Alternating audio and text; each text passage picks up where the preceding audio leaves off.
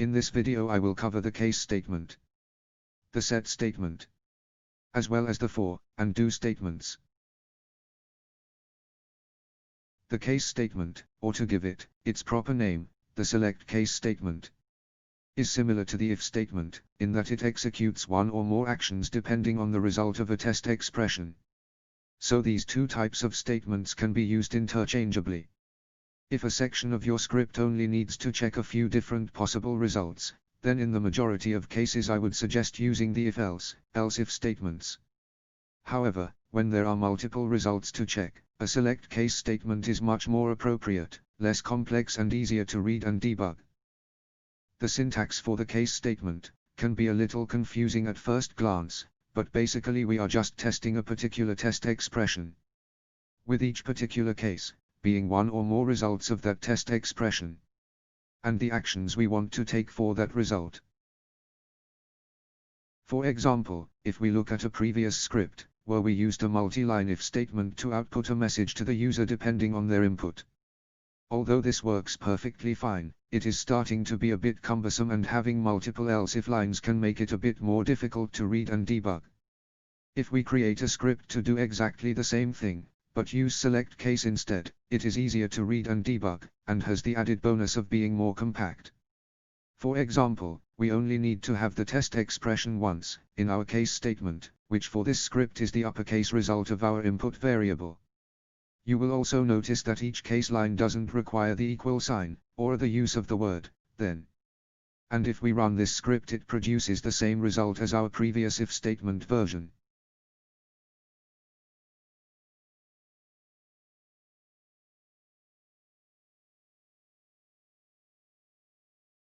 This example of the use of a case statement block is quite simple, and is not a major advantage over using a multi-line if statement.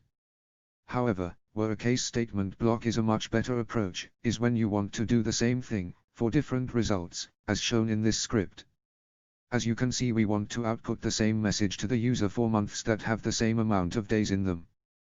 This also allows me to make the code a bit more flexible by letting the user type in the first 3 letters of a month, instead of the whole thing.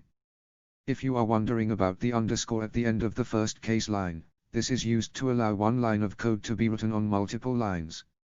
I've used this, in this particular instance, to make the code more readable, so that I don't have to scroll across to see everything on that line of code. And if you were wondering, this is what the script looks like using if statements in place of the select case block. Again, I've used the underscore to allow me to view the code without having to scroll across. This is quite a complex and advanced if statement which requires the use of the or operator to enable me to achieve the same things as the select case block in one if statement block of code. I will discuss the use of operators such as the or operator used in this example in a little more detail in a later video. Running either of the scripts produces the same results, but hopefully you can see that using a select case block is the better option, being easier to read and debug. As you create more and more VB scripts, you will inevitably need to use objects to achieve the results you require, and this is where the set statement is fundamental to achieving these goals. The VBScript language lets us use a number of built-in tools or objects to accomplish numerous tasks, such as running external batch files or applications, manipulating text files, or working directly with the registry, to name but a few. The set statement syntax is as shown, with object var being a standard variable name, which is used as a reference to the particular object that we wish to use. The rest of the syntax depends on what exactly you want to do, so it is easier to give a few examples to give you a brief look at some things you are likely to use yourselves. In this first example of the set statement, we use the WshShell built-in run method to accomplish a number of tasks. We first create a variable, in this case called WshShell. Then we use the set statement to create a reference for our WshShell variable to the WshShell object, as shown. We can then use the run method of this object to carry out whatever tasks we want. In this particular case, the script first runs the specified batch file, then launches the Notepad application, and then displays a command window showing the relevant directory listing, using the object run method in each occasion. For the batch file and Notepad run methods, you will notice that the second argument in the run syntax is a number, 4 and 3 respectively. These are used to determine the window appearance. In this case 4 displays a batch file window in its most recent size and position, and 3 displays Notepad as maximized. True, at the end of each of these lines, means that the script execution halts until the program has finished. So in our case after the batch file finishes and then after Notepad is closed. The final line of the script sets our object variable to nothing, which just disassociates the variable from the object. This action is optional, and is not really needed in the vast majority of cases, so you are safe to omit this from your own scripts. And this is what it looks like if we run the script. The batch file runs, followed by Notepad opening, and finally the directory listing is displayed. Here's another example of the set statement. In this very simple example, it enables us to use the file system object to copy a file. The file system object is a powerful tool available to us for manipulating files, so I will cover it in greater detail in the next video. And for the final example of the set statement. This particular script uses the RegRead method of the WshShell object to read the product version of Windows directly from the relevant registry key, and displays the result using a message box. Both of the for each and for next statement blocks are used when you want to repeat a number of actions for a specified number of times. So it's mostly down to personal preference for which one to use. As the syntax shows, the for each statement block is used to repeat one or more actions for each element in a collection or array. Don't worry if you don't know what a collection or array are, just think of them as being a group of things. For example, in this script, in the for each statement block, F1 is the element or item, and FC is the collection or group of things. So in this slightly complex script, F1 is a single file, and FC is the group of files in our specified folder. When run, the for each statement block simply appends each file name to the variable called output until there are no more files in the folder.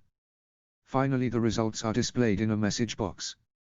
If you are wondering what the ampersand is for, this is another type of operator, and it is used to join strings together.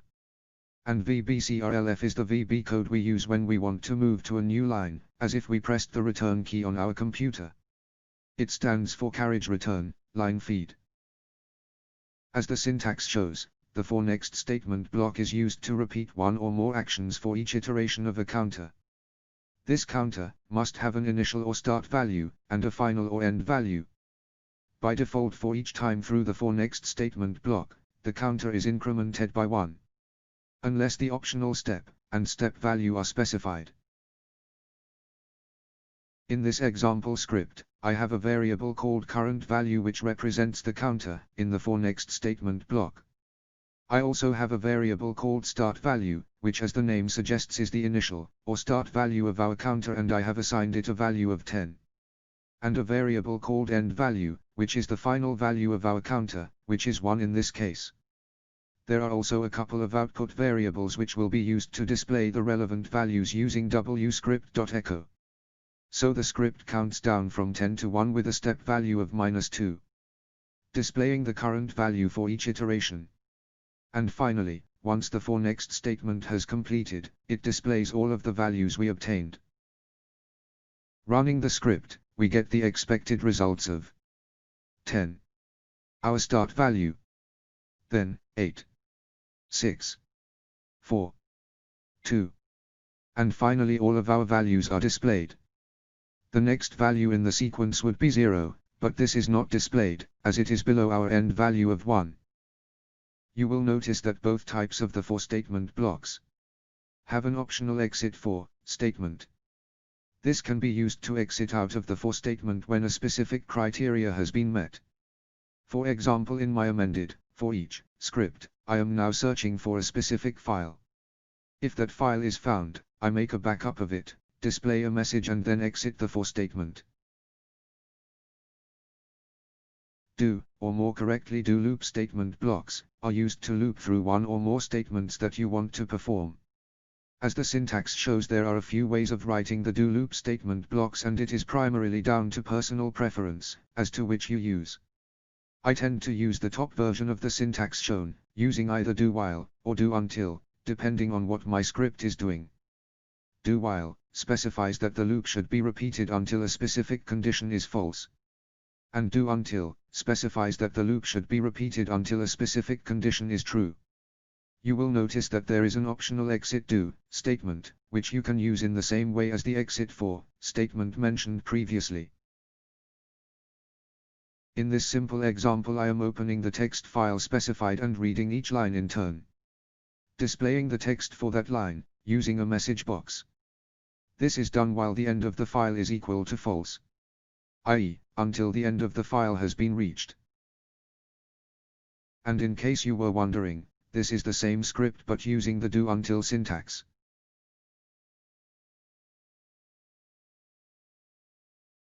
Do loop statement blocks can be a problem if you have a logical error in the condition you are looping on.